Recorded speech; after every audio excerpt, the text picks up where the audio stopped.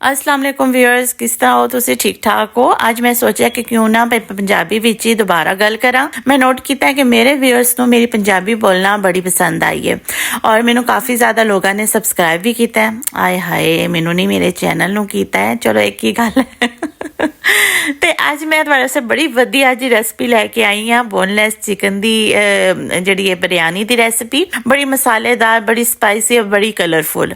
तुसी एक बार यह बनाओ और मेरे इस तरीके नाल तुसी बना के खाओ तो यकीन मनो तुसी यह बार बार बनाओगे तो बार बार खाओगे और इन्ना खाओगे कि तुहाडा ढिड ते रज जाएगा पर तुहाडी अखां नहीं रजणगियां। इस चीज़ की मैं गारंटी देनी हाँ।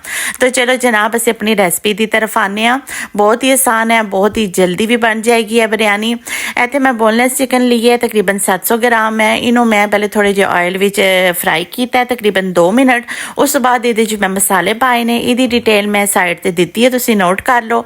विच मैं आलू ते पापरिका जिन्हों मोटिया मिर्चां बोलते हैं वो मैं पाइया ने, ना सब्ज़ मिर्चां कुतर के वो 1 मिनट पा के तो उस तो बाद फिर ये मैं प्यूरी पाई है, पेस्ट पाई है। यह जनाब टमाटर, प्याज, अदरक और लसन की बनी है। मैं मोटे मोटे प्याज थोड़ा जिहा तेल पा के अदरक ते लसन सुट के उन्होंने 1-2 मिनट वास्ते फ्राई किया है। फिर विच टमाटर पा के आधा कप पानी पा के थोड़ा जिहा 1 मिनट उबाल के तो उन्होंने मैं उसकी पेस्ट बना ली है। यह विच तुसी पेस्ट पानी है, यह पा के तुसी तकरीबन 10 मिनट तुहानू लगने ने तो बड़ा ही ज़बरदस्त है। वेखो यह मसाला तैयार हो जाएगा, सब्जी भी गल जाएगी, चिकन भी भुज जाएगा और गल भी जाएगा। तो इस टाइम ते तुसी पानी है विच क्रीम, फ्रैश क्रीम।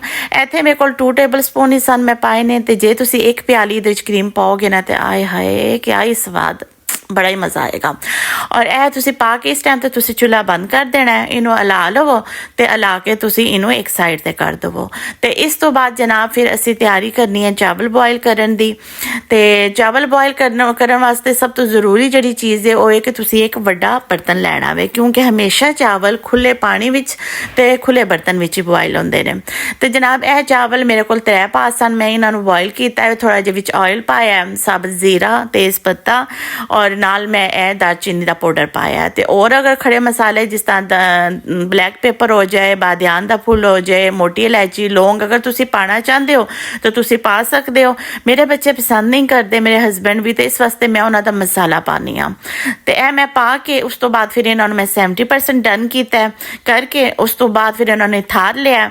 तो हुण दम की तैयारी है। तय दर तय तुसी मसाला तो चावल बिछा दवो, उत्ते तुसी पाओ धनिया, पुदीना, सब्ज़ मिर्चा कुतर के, कुछ साबत सट्टो तो फूड कलर विच पा दवो। थोड़े जे दूध विच घोल के थोड़ा जिहा थोड़ा वाटर वो तुसी विच पाओ, उसकी बड़ी सोहनी खुशबू आती है तो बड़े अच्छे चावल जिहड़ा उहदे फ्लेवर आएगा।